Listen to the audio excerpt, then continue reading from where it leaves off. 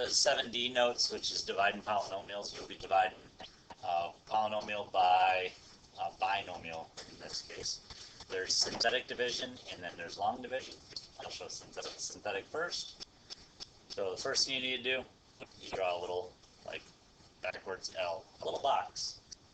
Inside the box, we're going to put the factor, not the whole, or the what you're dividing by, not the whole binomial, just the number part of it. So r plus 2, we're just going to put a positive 2 in the box. If it was r minus 2, you'd put a negative 2. Next thing you're going to do is we're going to look at our coefficients of the polynomial that we're dividing. The first coefficient is 1, so we're going to put a 1 next to the little box. The next coefficient is negative 2, so we can put a negative 2 next to the 1. Now we have to also look that these exponents are going down by 1. They're going 3, 2, and we're missing the 1 exponent, the term with 1. So it's really should be a plus 0 r in here because it's r to the first power. So we really need to have, you cannot skip terms. So the exponents step down from 3 to 1 is missing, so it's a 0 is your coefficient, and then it's 16. So our numbers that should be next to the box are 1, negative 2, 0, and 16. I may erase this. Okay, that'll help you see that there's a middle term here that's missing, or a term that's missing. So next, you take your first term, the coefficient there. We're just going to draw a little line, give a little space. We're going to take that down. Now this process I'm going to talk about is the exact same every single time. You take what's in the box here and you multiply times what's underneath the line. So multiply 2 times 1, and that's going to go above the line. And now we're going to subtract. So we take negative 2 minus 2 is negative 4. We have to repeat that process again. So we take the 2 times negative 4 is negative, and you don't have to draw these zeros every time. 2 times negative 4 is negative 8. Put that above the line. And we're taking 0, you're subtracting negative 8, so subtract a negative is positive, so it'll become 8. 0 minus negative 8 is positive 8. And I'll repeat that process one last time. 2 times 8 is 16, so that goes up. 16, subtracting 16 is 0. That's typically what you should end up with if it divides out evenly, like you can divide this binomial out of the polynomial.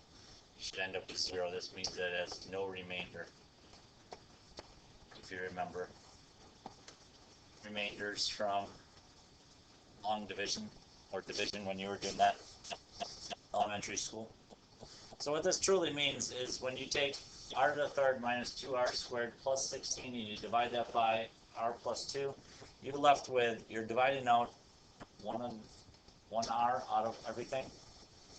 So what's left, this is the actual x squared term, so this is 1x squared.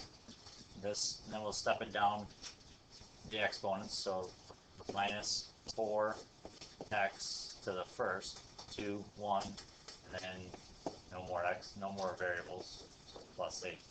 So your final answer, I guess I probably should have gone with ours, but 1, or x squared minus 4x plus 8. So I took variables out to divide, you put them back in.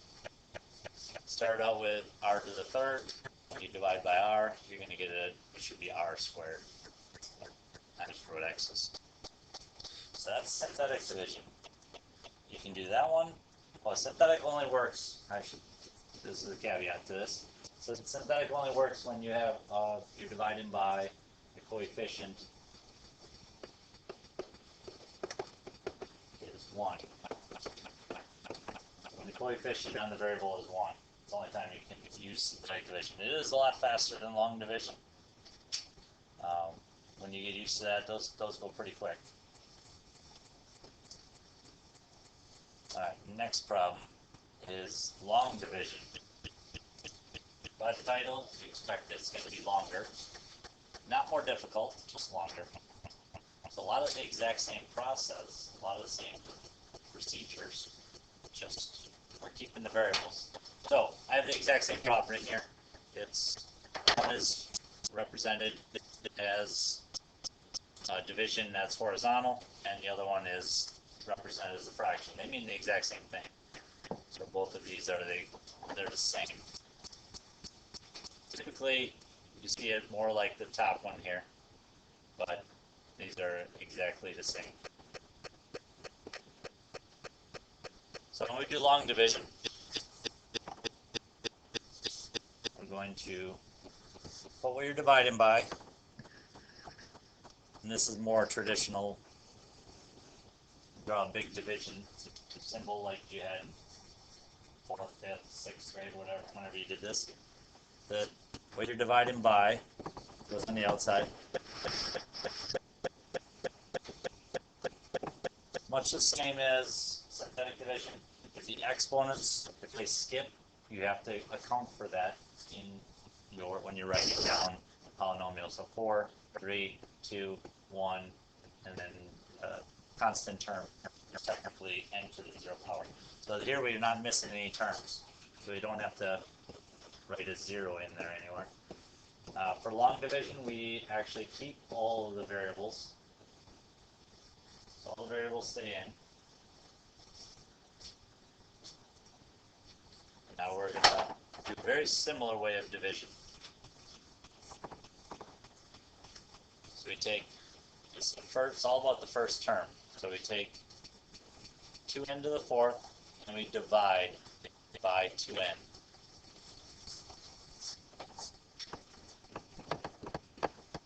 So we divide 2n 4th divided by 2n, that's n to the 3rd. I'm going to put that right above the n to the 3rd term. And so we divide it. So once you divide, now we go back the other way and we multiply. We take n to the 3rd to multiply by 2n, that's 2n to the 4th. And then we do n to the 3rd times 1, so we have to distribute for that binomial. N to the 3rd times 1 is n to the 3rd. So multiply it out, now we're going to subtract.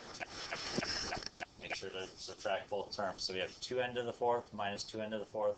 Those will get canceled. Negative 3n to the 3rd minus positive n to the 3rd is a negative 4n to the 3rd. That's the whole process there. Just need to bring down our next term now. So you always bring a term down after you get done subtracting. Now we're going to do the exact same process. We do negative 4n to the 3rd divided by 2n is negative 2n squared. So again, negative 4n to the 3rd divided by 2n is a negative 2n squared. Now we have to multiply that one back down. So we do negative 2n squared times 2n. Your first term should always be exactly the same in this case, because they're again, once you subtract it, they will always cancel out. If they don't equal out, if they're not the same, then you divided wrong. Now we do negative 2n squared times 1, so negative 2n squared. And we're going to subtract. Negative 4n cubed minus a negative 4n cubed, those cancel out. Negative 16n squared minus negative 2, that's plus. So negative 16n squared plus 2n squared is a negative 14n squared. And keep bringing down the next term once we're done. So as you're seeing, this can be a longer process. Now we take the first term again, 14n squared, we divide by 2n, and it's 7n. And then multiply it back down. 7n times 2n is 14n squared. 7n times 1 is 7n. and subtract. First terms will always cancel out. Negative n minus positive 7n, so that's going to end up being a negative 8n. And this problem's got so long that I forgot what our last term is. Plus 8. So now we have negative 8n. So take that first term divided by the first term here. 2n is a negative 4. So minus 4. Take the negative 4 times 2n is a negative 8n.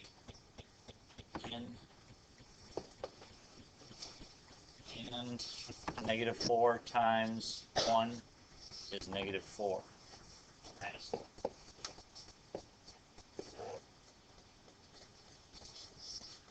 You subtract them. First terms will cancel out. Second is 8 minus negative 4 is 12. 12, that's it. There's nothing else we can bring down, so that's all we can do there. 12 is actually a remainder.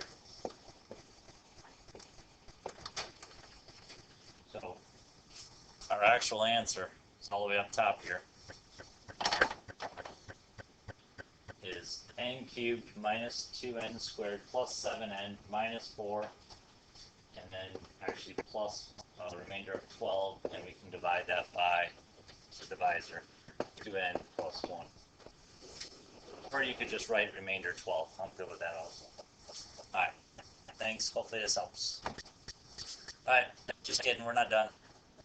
I made a mistake. When I took negative 14n squared and I divided by 2n, that should be a negative 7n. So that should be a negative here, which actually changes up a little bit.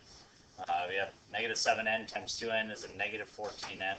So that, again, they should match up, but they didn't. And then a negative 7n times 1 is a negative 7n. And now when we subtract those, you're actually going to get 6, or negative 6n. Positive. It becomes a positive 6n. And then you would divide again, 6n divided by 2n is 3. So it should be positive 3. And positive 3 times 6, so this will be 6n down here. And plus 3. And when you subtract them, you should get, subtract, you'll get 5. So a remainder of 5. So that should be 5. We'll practice in class a little bit more.